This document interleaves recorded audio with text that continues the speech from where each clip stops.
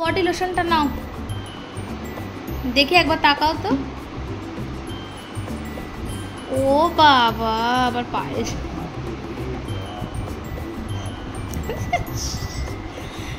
লাগাও লাগাও, একটু মুখে লাগাও, দেখি মুখটা দেখতে পাচ্ছি না, একটু আমার দিকে তাকাও। ও এত ছোটে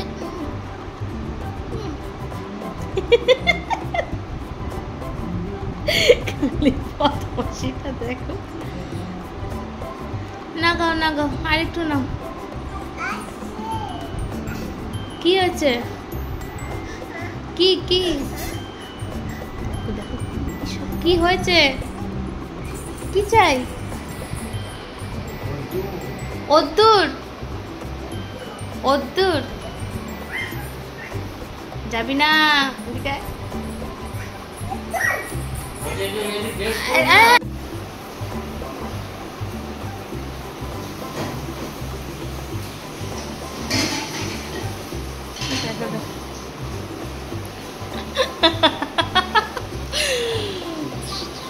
খুব জানে কোথায় কোথায় ক্রিম লাগাতে। দাদাইকে একটু লাগিয়ে দাও।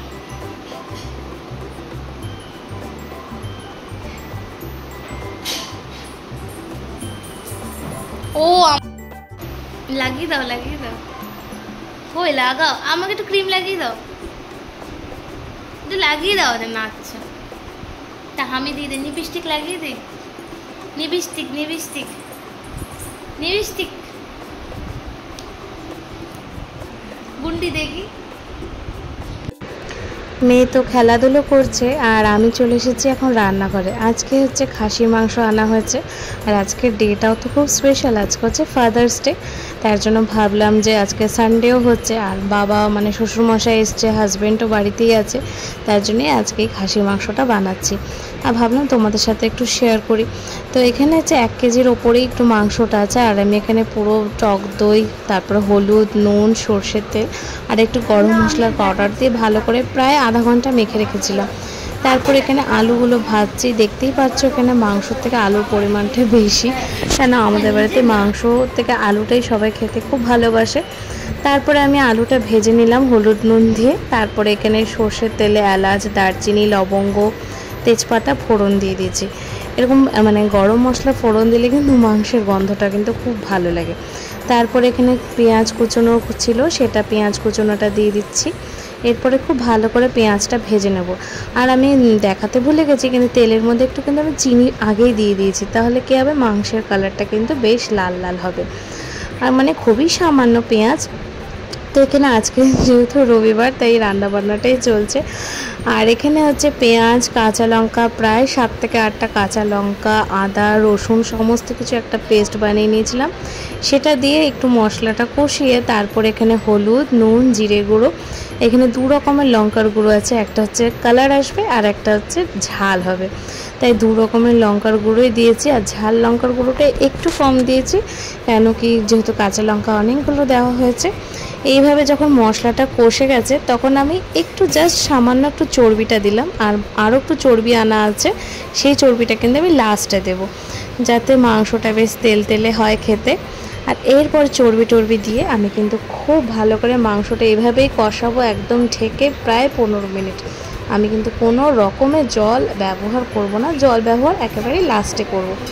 এইভাবে আমার প্রায় কষানো মানে মোটামুটি হয়ে গেছে। আর এখানে আমি কিছুদিন আগে একটু গরম মশলা বেটে রেখেছিলাম, সেটা ফ্রিজেই রেখে দিয়েছিলাম, সেটা মানে বাটা গরম মশলার গন্ধটাও কিন্তু খুব ভালো লাগে। ব্যাস এরপর আমার মাংসটা কষছে, এইভাবেই ঢেকে ঢেকে রেখে রেখে কষাচ্ছি। আর এখনও কিন্তু আমি জল ইউজ করিনি। আর দেখতেই পাচ্ছ তোমরা যে কালারটাও খুব ভালো এসেছে আর রান্নাটাও মানে দেখতেও খুব ভালো লাগছে। আর এই তো মাংসটার পর কষে গেলেই কিন্তু এবার লাস্টে প্রেশার কুকারে দেবো। ওদিকে আমাদের ভাতও হচ্ছে, আর বেশি কিছু রান্নাবান্না করছি না, কেন কি কিছুদিন ধরে রান্নাবান্না খাওয়া দাওয়া খুব বেশি হচ্ছে। তারপর ভাবলাম যে দেখে আসি মেয়ে কী করছে। দেখছি মেয়ে এখানে বাবার কাছে আদু আদু খাচ্ছে, আদু আদু করতে বলছে, ও বাবাইকে খুব আদর করছে, বাবার গালগুলো নিয়ে আদর করছে। আর বাবাই তো মেয়েকে খুবই ভালোবাসে, মেয়েকে আদর করছে বসে বসে।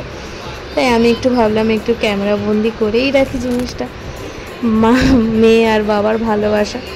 তারপর এখানে চলে এসেছি এবার রান্নাঘরে ফাইনালি এখানে আমার মাংস কষানো পুরো হয়েই গেছে। এরপরে কিন্তু আমি এটা প্রেশার কুকারে দিয়ে দেবো। প্রেশার কুকারে না দিলে আরও একটু সময় লাগবে সেদ্ধ হতে, তার জন্য ভাবলাম অনেকটা বেলা হয়ে আসছিল যে এরপরে প্রেশার কুকারে দিয়ে দিই।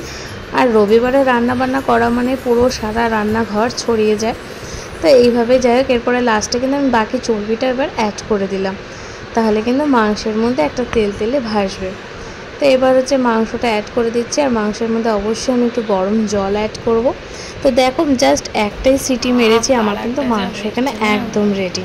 তো আজকের এই ব্লগটা তোমাদের কেমন লাগলো অবশ্যই কিন্তু কমেন্ট করে জানিও।